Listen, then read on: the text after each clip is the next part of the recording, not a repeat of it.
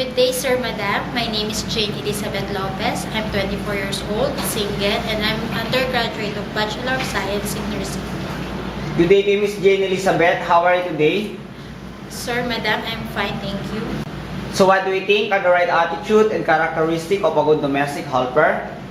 For me, the right characteristic and attitude of being a good domestic helper is being honest, obedient, patient, and always be loyal to your employer.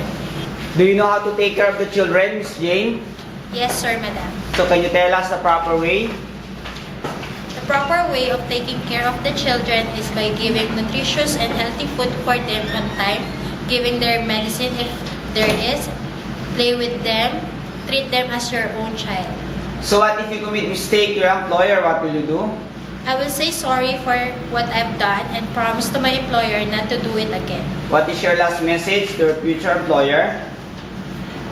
Sir, Madam, I will promise to finish my 2-year contract with you and to be loyal and do my work in my very best. Thank you to Miss Jane Elizabeth. Hope to see you soon in abroad. Thank you, Sir, Madam.